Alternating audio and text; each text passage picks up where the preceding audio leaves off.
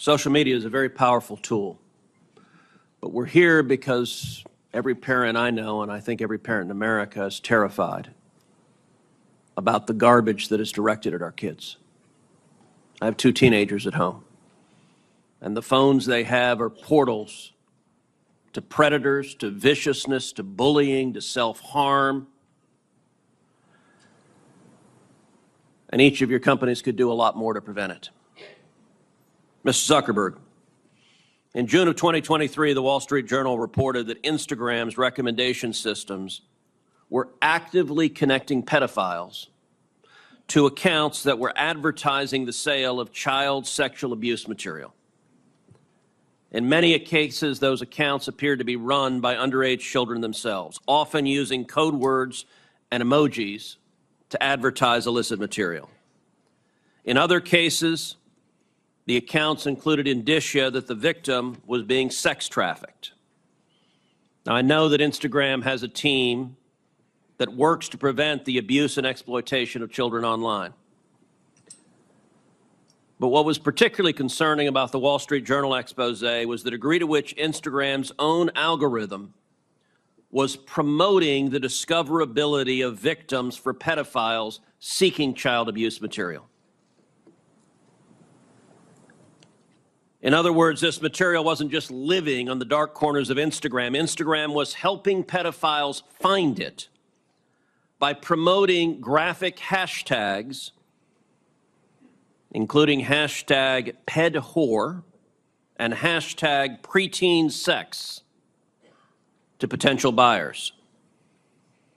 Instagram also displayed the following warning screen to individuals who were searching for child abuse material.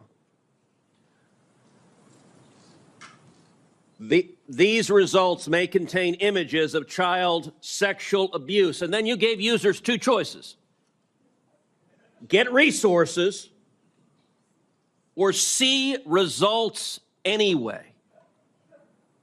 Mr. Zuckerberg, what the hell were you thinking?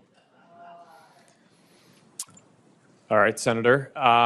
The basic science behind that is that when people are searching for something that is problematic, it's often helpful to, rather than just blocking it, to help direct them towards something that that could be helpful for getting them to get help. In what, I understand get resources. In what sane universe is there a link for see results anyway? Well, because we might be wrong. We try to trigger this warning, or we tried to,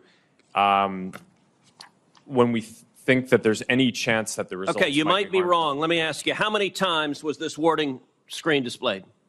I don't know, but the you don't know. Why don't you know? I don't know the answer to that off the top of my head. But well, you know what, Mr. Zuckerberg? It's interesting you say you don't know it off the top of your head, because I asked it in June of 2023 in an oversight letter, and your company refused to answer. Will you commit right now to, within 5 days, answering this question for this committee? We'll follow up on that. Is that a yes? Not a will follow up. I know how lawyers write statements saying we're not going to answer. Will you tell us how many times this warning screen was displayed? Yes or no? Senator, I'll personally look into it. I'm not sure if we have. Okay, so you're refusing to answer that. Let me ask you this. How many times did an Instagram user who got this warning that you're seeing images of child sexual abuse, how many times did that user click on see results anyway? I want to see that. Senator, I'm not sure if we stored that, but I'll personally look into this and we'll follow up after. And what follow-up did Instagram do when you have a potential pedophile clicking on, I'd like to see child porn? What did you do next when that happened? Senator, I think that an important piece of context here is that any context that we think is child sexual Mr. Zuckerberg, abuse, that's called a question. What did you do next when someone clicked, you may be getting child sexual abuse images, and they click see results anyway? What was your next step? You said you might be wrong. Did anyone examine, was it in fact child sexual abuse material? Did anyone report that user? Did anyone go and try to protect that child? What did you do next? Senator, we take down anything that we think is sexual abuse material on the service, and we do. Did anyone verify whether it was in fact child sexual abuse material? Senator, I don't know if every single search result we're following up on, but Did you report the people who wanted it? Senator, do you want me to answer your question? Yeah, I want you to answer the question I'm asking. Did you report the people who click see results anyway? That's probably one of the factors that we use in reporting. And in general, I mean, we've reported more people and done more reports like this to NCMEC, the National Center of Missing and Exploited Children, than any other company in the industry. We proactively go out of our way across our services to do this and have made, I think it's more than 26 million reports, which is more than the whole rest of the industry combined. So, Mr. Zuckerberg, your company and every social media company needs to do much more to protect children. All right, Mr. Chu, in the next couple of minutes. Congressional oversight of big tech has shifted from data privacy to the fundamental safety of minors online.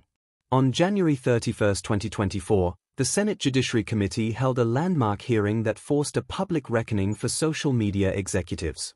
To understand the 2026 legal landscape, we must analyze the specific confrontation between Senator Ted Cruz and Meta CEO Mark Zuckerberg regarding Instagram's role in the discoverability of child sexual abuse material, CSAM.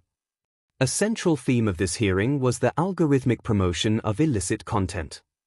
Senator Cruz cited investigative reports from the Wall Street Journal suggesting that Instagram's recommendation systems were not merely hosting but actively connecting predatory accounts.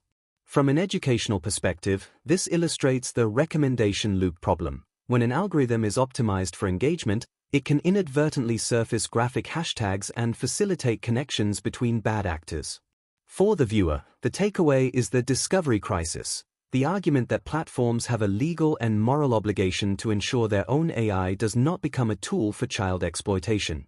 The discourse then shifted to the warning screen controversy. Senator Cruz highlighted a specific Instagram interface that appeared when users searched for prohibited content. The screen warned that results might contain child sexual abuse material but provided a "See results anyway" button alongside a link for resources. This represents a profound moderation logic failure. While Zuckerberg testified that the intent was to provide help to problematic searchers rather than just blocking them, the existence of an opt-in for potentially illegal material was characterized by legislators as a sane universe violation. The 2026 oversight standard emphasizes that for high-risk content, intervention must replace optionality. A particularly technical portion of the hearing involved data transparency and reporting. Senator Cruz pressed Zuckerberg on how many times users clicked "See results anyway" and what specific actions Meta took following those clicks. The legal core here is the reporting mandate to the National Center for Missing and Exploited Children, NCMEC. While Zuckerberg noted that Meta makes millions of proactive reports, more than the rest of the industry combined, the hearing exposed a data gap. The refusal or inability to provide specific metrics on warning screen bypasses suggests that even the largest tech companies struggle with the granular accountability required to track individual predatory behavior in real time. The hearing also provided a platform to discuss the parental portal of viciousness. Senator Cruz's description of smartphones as portals to predators and self-harm reflects a broader 2025 to 2026 legislative movement towards safety by design.